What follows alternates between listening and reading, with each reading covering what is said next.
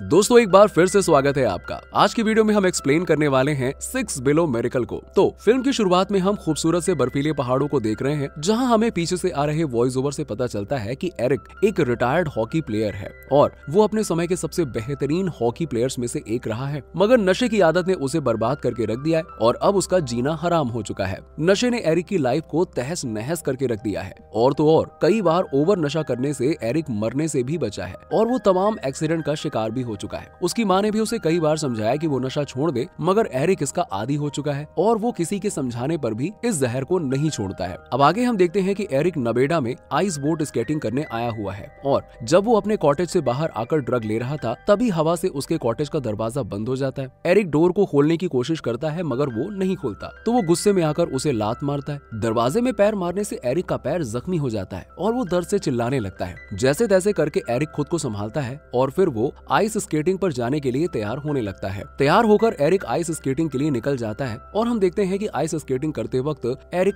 Mountains के ज्यादा अंदर चला जाता है। अब दूसरी तरफ मौसम विभाग चेतावनी देता है कि कुछ देर बाद बहुत ज्यादा बर्फ गिरने वाली है। अब ये सुनकर सभी लोग सुरक्षित जगह पे पहुंच जाते हैं, मगर एरिक को चेतावनी की बिल्कुल भी खबर नहीं रहती है और वो अपनी स्केटिंग में पूरी तरह से मगन रहता है। अब इधर बर्फ गिरना शुरू हो जाती है, तब एरिक को लगता है कि अब उसे चलना चाहिए। फिर वो घर लौटने के लिए मुड़ता है और जल्दी से जल्दी घर की तरफ बढ़ता है। आगे एक जगह दो मोड़ होते हैं, जहां लेफ्ट और राइट में से एरिक को एक को चुनना होता है। अब वो जल्दबाजी में राइट की तरफ चला जाता है। फिर कुछ दूर जाने के बाद उसे समझ में आता है कि शायद वो गलत रास्ते पर आ गया है। अब घबराते हुए एरिक जब अपना फोन निकालता है तो उसमें नेटवर्क 0 शो होता है, जिसकी वजह से उसकी परेशानी और बढ़ जाती है। अब एरिक वहां से आगे बढ़ता है और कुछ दूर चलने के बाद उसे ठंड का भी एहसास होने लगता है। फिर वो एक जगह पे रुककर पेड़ की लकड़ी तोड़ता है, मगर जब उन लकड़ियों को जलाने के लिए वो अपनी जेब से माचिस निकालता है तो वो देखता है कि उसकी माचिस गीली हो चुकी है, जिसकी वजह से अब वो आग भी नहीं जला सकता। अब ये देखकर एरिक हताश हो जाता है। फिर उसे बचपन की याद आती है, जिसमें उसके पिताजी, जो कि एरिक के कोच भी थे, एक बार आइस हॉकी खेलते हुए एरिक को चोट लग जाती है और चोट के कारण वो खड़ा नहीं हो पाता। तब उसके पिताजी जोश के साथ बोलते हैं कि तुम एरिक हो, मेरे बेटे, दुनिया के सबसे बड़े चैंपियन। ये बात सुनकर एरिक को फिर से जुनून आ जाता है और वो खड़ा होकर दोबारा से इन पहाड़ों से उतरने लगता है। अब ये पहाड़ बहुत खतरनाक होते हैं, मगर एरिक को इन टेढ़े मेढ़े रास्तों से कोई फर्क नहीं पड़ता और वो अपनी धुन में लगातार नीचे की तरफ उतर रहा होता है। तभी वहाँ एक भेड़िया आ जाता है जो एरिक पर अटैक कर देता है। वो उस भेड़िए से बचकर जैसे तैसे करके भागता है, मगर हद तो तब हो जाती है जब सारे के सारे भेड़ियों का झुंड एरिक के पीछे पड़ जाता है। अब ये देखकर एरिक के मन में डर बैठ जाता है और कुछ दूर चलने के बाद एरिक बर्फ में एक गड्ढा खोदता है और उसी में जाकर छुप जाता है और साथ ही साथ अपने ऊपर स्केट भी लगा लेता है ताकि आसानी से वो रात बिता सके और वो भेड़िए उसे ढूंढ ना पाए। अब सुबह होते ही एरिक खुद को सुरक्षित पाता है और ये देखकर वो बहुत ही खुश हो जाता है, मगर दिन के उजाले में अब उसे इस जगह के नाम का पता लगाना था। तो उसने अपने आसपास खोजबीन करनी शुरू कर दी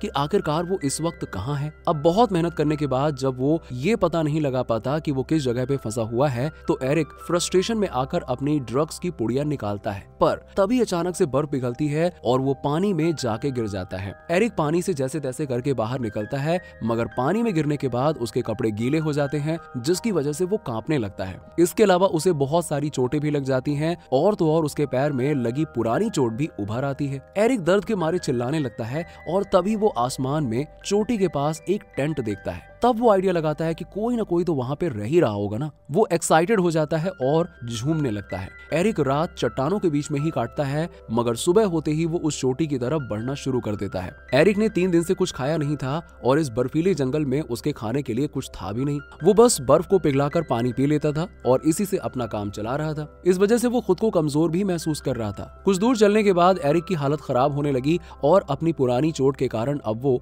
लंगड़ा कर चलने लगा। अब जैसे तैसे एरिक थोड़ा दूर और चल पाया, उसके बाद वो वहीं पे गिर गया। एरिक पूरा 1 दिन और 1 रात उस बर्फ में पड़ा रहा और उसके बाद जब उसे होश आता है तो अपने पैर की चोट को देखता है। उसका घाव बढ़ चुका था और उसके सॉक्स बर्फ के चक्कर में घाव से चिपक जाते हैं, जिसे छुड़ाने के लिए एरिक दर्द के मारे कराह उठता है और फूट फूट कर रोने लगता है। एरिक इसके बाद भी नहीं रुकता है और वो लंगड़ाते हुए आगे बढ़ने लगता है। धीरे धीरे वो उस चोटी तक पहुंच जाता है, मगर वहां उसे कोई भी टेंट नहीं मिलता है। वो बस उसका एक वहम था, जिसे देखकर एरिक टूट जाता है और बर्फ में हताश होकर गिर जाता है। तभी दूसरी तरफ हमें उसकी मॉम को दिखाया जाता है, जो काफी परेशानी में होती है और एरिक को लगातार कॉल कर रही होती है। एरिक पर एक केस भी चल रहा है जिसमें उसे 7 दिन के बाद कोर्ट में हाजिर होना है, मगर फिलहाल किसी भी तरह से एरिक का 7 दिन के अंदर पहुंचना नामुमकिन लग रहा है, जिसकी वजह से उसकी मॉम घबराई हुई है। अब इधर जैसे जैसे दिन बीत रहे हैं, एरिक की हालत और घातक होती जा रही है और उसके फोन की बैटरी भी खत्म हो गई है। अब उसके पास एक रेडियो है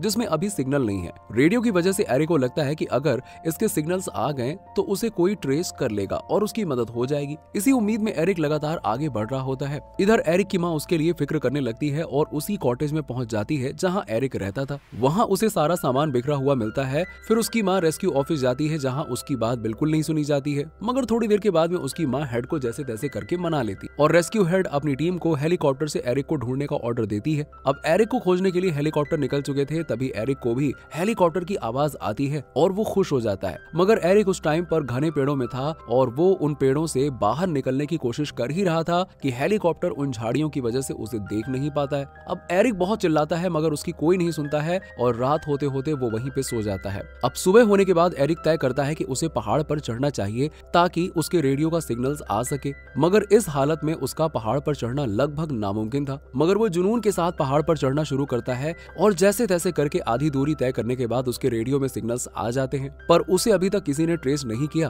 अब उसके रेडियो की भी बैटरी 8% बची थी जो कि कुछ ही देर में खत्म होने वाली थी। अब एरिक को समझ में आ जाता है कि अब वो मरने वाला है और उसे लाइफ के सारे मोमेंट्स धीरे धीरे याद आने लगते हैं। उसे समझ आता है कि उसने कितनी गलतियां की हैं और सबको कितना निराश किया है। वो एक सफल हॉकी प्लेयर था मगर नशे के चक्कर में सब कुछ बर्बाद हो गया। पहाड़ चढ़ने के बाद वो अपनी माँ के लिए एक इमोशनल सा वॉइस मैसेज रिकॉर्ड करता है और ये बोलते बोलते उसकी आंखें बंद हो जाती हैं। तभी रेस्क्यू टीम को उसके रेडियो के सिग्नल्स मिलते हैं। रेस्क्यू टीम हेलीकॉप्टर से एरिक के पास पहुंचती है, उसे उठाती है और हॉस्पिटल ले जाती है। अब हॉस्पिटल में इलाज के बाद हम देखते हैं कि ठंड में जम जाने के कारण एरिक के दोनों पैर काट दिए गए हैं, मगर लाइफ में मिले उस लेसन की वजह से अब एरिक ने नशा छोड़ दिया है और वो बच्चों को हॉकी सिखाने लगा है, जिसकी वजह से उसकी माँ खुश रहने लगी है। तो दोस्तों ये थी 6 बिलो मिरेकल का स्टोरी एक्सप्लेनेशन। ऐसे ही तमाम फिल्मों के एक्सप्लेनेशन सुनने के लिए सब्सक्राइब कीजिए हमारे चैनल को और बेल आइकन को जरूर दबा दीजिएगा ताकि नेक्स्ट वीडियो का नोटिफिकेशन आप तक आसानी से पहुंच जाए। मिलते हैं